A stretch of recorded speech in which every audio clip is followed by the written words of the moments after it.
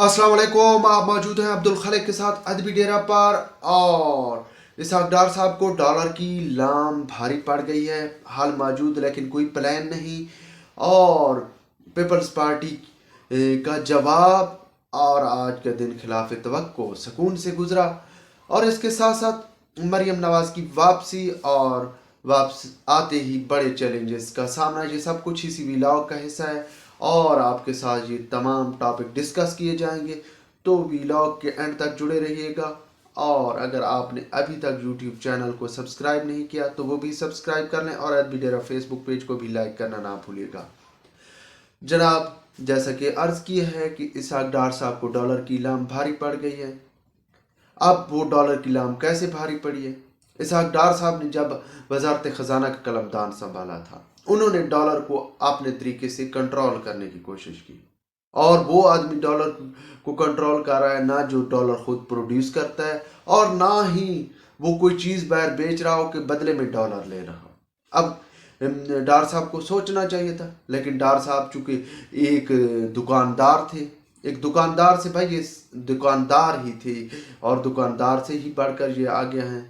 माशाल्लाह, वो एक अलहदा है कि अल्लाह पाक ने और तरक्की दी इनके कारोबार में। लेकिन जो ये दुकानदार थे, इनको यही था कि भाई यही है कि चीज़ों को कंट्रोल कर लो, उसको अपने पास रख दो या उस पर अपनी मनापली कर दो, तो फिर आपकी चीज़ कंट्रोल में आ जाती। लेकिन वो चीज़ें भाई आपके पास पड़ी होती हैं, आपके गोदामों में पड़ी होती हैं। डॉलर जो है वो इंटरनेशनल करेंसी है, वो घूम रहा है, उसकी वो पूरी दुनिया में डॉलर की तिजारत हो रही है, और उसको आप कंट्रोल कर रहे हैं। और वो मुल्क या उस मुल्क का वज़ीर ख़जाना कंट्रोल कर रहा है जो कि खुद जो है डॉलर मांग के लिए भाग दौड़ कर रहा है, कर्ज़ों की सूरत में, या मुल्क में जो आफात आई हुई हैं उनके हवाले से कि यार हमारी हेल्प करो, तो वो डॉलर को कंट्रोल कर रहा है। अब डॉलर ने कंट्रोल होना नहीं था, मामला बढ़ता गया, और आईएमएफ की तरफ से शर्त आनी थी। वो शर्त आ गई कि भाई डॉलर आप जो है उसको फ्री करें। ये क्या आपने पाबंदियां लगा रखी है? और दूसरा, चूँकि आईएमएफ के साथ पहले साबका वज़ीर आज़म पाकिस्तान जो इमरान खान साहब थे, उनकी दौर हुकूमत में जो मुआहदे किए थे, उन्होंने खुद ही उन मुआहदों की खिलाफ वर्जी कर दी थी। तो अब डॉलर, वो आईएमएफ भी पहले ही से काफ़ी नाला था, तो अब मज़ीद जो है वो तज़ब्बुब का शिकार हो गया। अब ऐसी सूरत में मजबूरी थी इसहाक डार साहब को कि वो डॉलर को फ्री ही करते। और डॉलर को जब फ्री किया गया तो उसने अपनी उड़ानें भर ली, और ऐसी उड़ान भरी कि आपके रुपए की कदर मुसलसल गिरती चली गई, और आज डॉलर कई गुना बढ़ चुका है। अब डॉलर के बढ़ने के साथ साथ मुल्क में चूंकि एक पहले से प्रोपेगेंडा जारी था कि भाई आप डिफ़ॉल्ट होने वाले हैं, डिफ़ॉल्ट होने वाले हैं, डिफ़ॉल्ट होने वाले हैं, तो उस डिफ़ॉल्ट के चक्कर में आज पूरे मुल्क के अंदर एक अजीब व गरीब किस्म की सिचुएशन पैदा हो गई।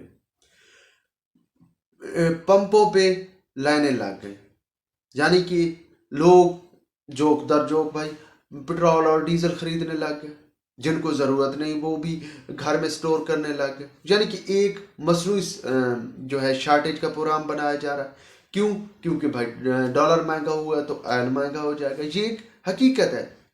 लेकिन इसकी तरफ से हुकूमत ने पहले ध्यान देना चाहिए था, जो नहीं दिया गया। आवाम को समझाया जाना चाहिए था, वो नहीं समझाया गया।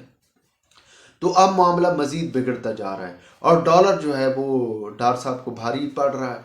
तो ऐसे में गवर्नमेंट के पास हल तो मौजूद है, अगर वो करना चाहे। वो हल बहुत आसान और सीधे से, भाई आपके पास डॉलर जो है आपकी मजबूरी है। डॉलर या तो आप डॉलर को अपने पास छापने की कोई मशीन लगा लें, तो तब आप बैरूनी दुनिया से जो है तजारत कर सकेंगे। और डॉलर आपके लिए इस कदर जो है अहम है कि एक वक्त था कि ज़राअत जैसे आपके लिए रीढ़ की हड्डी की हैसियत आपकी मईशत में रखती थी, आज डॉलर आपकी मईशत में रीढ़ की हड्डी की हैसियत रख चुका है। डॉलर जो है वो बहुत अहम हो चुका है, क्योंकि डॉलर होगा तो आप गंदम खरीदेंगे, और आपका मुल्क जो कि गंदम में सरप्लस था वो इस साल भी गंदम में पीछे चला जाएगा, क्योंकि आप ही किसान को अभी तक यूरिया नाम का फर्टिलाइज़र नहीं मिल रहा। और इसके बावजूद कि 2020 तक यूरिया पूरे मुल्क में वाफिर मकदार में मौजूद था, اور پاکستان کے پاس یوریا کے 3 بڑے پلانٹ ہیں، لیکن آپ نے کیا کیا کہ یوریا جی وہ اب شارٹ ہے. اب نون لیگ کے دور حکومت میں بھی شارٹ ہے. بھائی وہ یوریا کہاں جا رہا ہے؟ ٹھیک ہے، مطلب یہ ہے کہ گندم کی آپ کو شارٹیج ہوگی یوریا جہاں بھی جائے، کیونکہ یوریا لگے گا نہیں تو گندم لازمی بات پیداوار پہ اثر پڑے گا، پیداوار پہ اثر پڑے گا تو آپ کو ملے گی کیا؟ اب آپ کو جو ڈالر آئیں گے وہ بیک چلے جائیں گے. کیا آپ نے گندم خریدنی ہے، کچھ آپ نے آئل خریدنا ہے، اور کچھ آپ نے قرضہ دینا ہے، واپس ڈالر چلے جائیں گے. اب ڈالر کو بچانے کا ایک ہی راستہ ہے، اور وہ یہ ہے کہ آپ اپنے ملک میں انڈسٹری لے کر آئیں، آپ اپنے ملک میں سرمایہ لے کر آئیں. اور یار اگر کوئی سرمایہ دار بیرونی ملک سے آنے کو تیار نہیں ہے تو آپ تھوڑا سا اپنے ملک کے اندر سر جوڑ کر بیٹھ جائیں. آپ کے ملک کے اندر بھی اتنی طاقت اور آپ کے پاس اتنا انفراسٹرکچر موجود ہے کہ آپ جو خریداری کے لیے باہر ڈالر کی لے کر باہر خریداری کے لیے جاتے ہیں وہ ڈالر کی بجائے روپے میں بھی ہو سکتی ہے اور ممکن ہے. وہ ایسے ہے جناب کہ آپ بڑے بڑے وہیکلز بنا لیتے ہیں، آپ کے ملک میں بڑی بڑی انڈسٹری ہیں، ہیوی انڈسٹری ہیں، ٹینک بن سکتے ہیں. تو یار آپ اپنے ملک میں بجائے باہر سے جو ہے وہ لگژریز گاڑیاں منگوانے کی، انہیں کو کہیں کہ یار آؤ ہمارے ساتھ شراکت داری کرو، پبلک شراکت داری کرو. جو انہیں کو کہیں کہ بھائی آپ اپنے لیے سرمایہ پیدا کریں، آپ اس ملک میں یا اپنے وطن عزیز میں کچھ گاڑیاں وغیرہ بنائیں. یہ ایسا ممکن ہو سکتا ہے. اسی طرح آپ کے پاس اور بہت سے حل موجود ہیں. آپ جو ہے ابھی تک اس پوزیشن پہ ہیں کہ ملک کے اندر روز لگژری گاڑیاں آ رہی ہیں اور آئل آپ باہر سے لے رہے ہیں.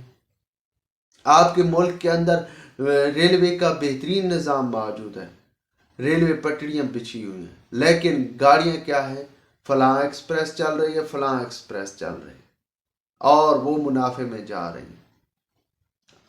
اور ان کے لیے کیا کیا جا رہا ہے، پھر نت نئے روڈ بن رہے ہیں، ان پہ پھر مسائل پیدا ہو رہے ہیں. اب ریلوے کا بہت جدید خوبصورت نظام ہے، سیف نظام ہے، لیکن اس پہ توجہ دینے کی بجائے آپ ادھر چلے جاتے ہیں. آپ نے میٹرو بنا لی، اورنج بنا لی، ٹھیک ہے وہ اپنی ضرورت کے تحت ہیں کہ وہ آسان سفر ہے، جیسے آپ نے لاہور میں میٹرو یا اورنج بنائی، لیکن کیا اس کے بنانے سے کتنے لوگوں کو فائدہ ہوا؟ کیا اس کے بنانے کے بعد لاہور سے آپ نے رکشوں کو ختم کر دیا؟ رکشے اسی طرح ہیں، اسی طرح آلودگی ہے، اسی طرح شور ہے. تو یہ تو ممکن نہیں ہے کہ آپ جو کام کر رہے ہیں وہ الٹی ہوتا جا رہا ہے. اور آپ کا جو ہے مین پرابلم کہ آپ اس کا دباؤ جو ہے جو کچھ ہو رہا ہے وہ آپ اس کا بدلہ عوام سے لے رہے ہیں بھائی. حالانکہ عوام کا کیا قصور ہے بھائی؟ اب عوام وہ آئی ایم ایف نے قطن نہیں کہنا کہ آپ نے فلاں سے وصول کرو، اس کو کوئی اس سے پرواہ نہیں، نہ انہیں اس بات سے پرواہ آئی ایم ایف کو کہ 20,000 ارب جو ڈالر جو ہم نے 20,000 ارب روپے جو ہم نے پچھلے 4 سالوں میں عمران خان کے دور حکومت میں دیا قرض کی شیپ میں، وہ کہاں گیا؟ انہیں بس اپنی قسط اور اپنے معاملات سے دلچسپی ہے. لیکن آپ کو اگر دلچسپی ہے بھائی ملک کے ساتھ تو نکل کے آنا ہوگا، ایک جو ہے دکاندار سے ہٹ کر وزارت خزانہ اور وزیر خزانہ کے طور پہ سوچنا ہوگا جو کہ ملک کو اس بحران سے نکال سکے.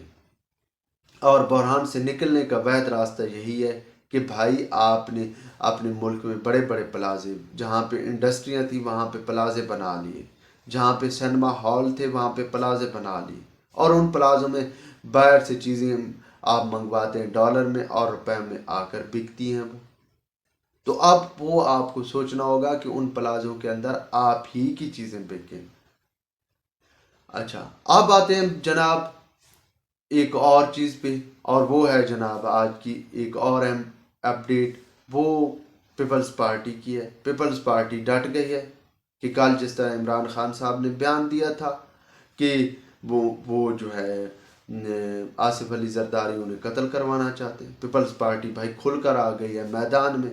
اور آج خلاف توقع جو ہے عمران خان صاحب خاموش رہے، صرف ایک ٹویٹ آیا، آج کوئی پریس کانفرنس یا اس طرح کی ابھی تک کوئی ایسی چیز ان کی طرف سے نہ آئی، نہ کوئی ویڈیو لنک خطاب آیا ہے.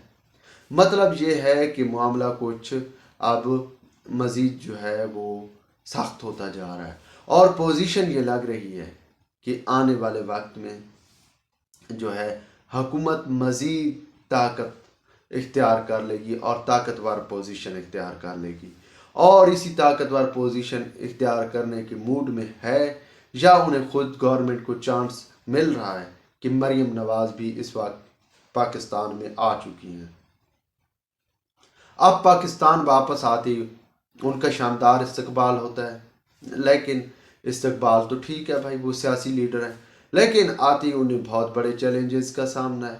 مطلب جب وہ ایئرپورٹ پہ اتر رہی تھی تو پاکستان میں بہت بڑی بڑی لائنیں لگی ہوئی تھی، کوئی ڈیزل کی لائنیں لگی ہوئی ہیں، کہیں پہ پٹرول کی خریداروں کی لائنیں لگی ہوئی ہیں، کہیں آٹے کے خریداروں کی لگی ہوئی، کہیں گھی کی خریداروں کی لائنیں لگی ہوئی، اور یہ تمام تر جو لائنیں ہیں ان میں لائنوں میں کھڑے ہونے والے لوگ اس کے ذمہ دار عمران خان کو نہیں،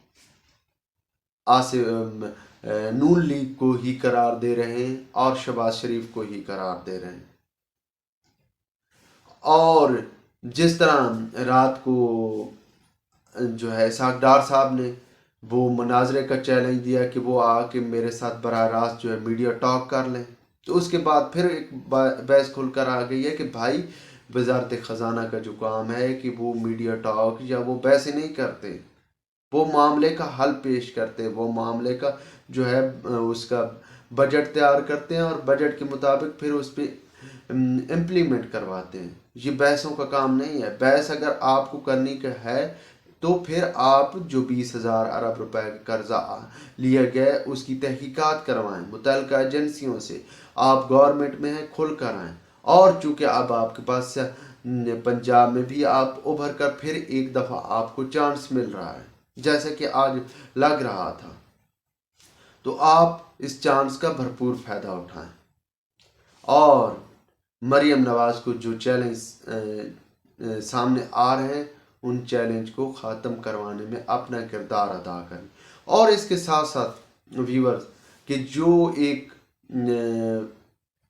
نون لیگ کے حوالے سے بعض یا اندرون خانہ یا کچھ پس پردہ حقائق چل رہے تھے کہ معاملہ کچھ دیگر گوں ہیں ان کے درمیان، وہ مریم نواز کی واپسی کے بعد ہی معاملات ایسے کچھ نہیں ہیں۔ نون لیگ ابھی تک یکجان کھڑی ہے مکمل طور پر، اور کیا ہے کہ جو لوگ اسحاق ڈار پہ تنقید کر رہے تھے وہ ان باتوں کو اب کہہ رہے ہیں کہ نہیں ہم نے ایسے نہیں ایسے کہا تھا۔ مطلب یہ ہے کہ وہ معاملہ جو ہے کچھ اور طرح کا پوزیشن میں وہ کھڑے ہیں اور کیا چاہتے ہیں کہ وہ مریم نواز کو اپنا لیڈر ماننے کو تیار ہیں۔ ویورز اب تک کے لیے اتنا ہی کافی۔ اگر ویلاگ پسند آئے تو لائک اور شیئر ضرور کیجیے گا۔ خدا حافظ۔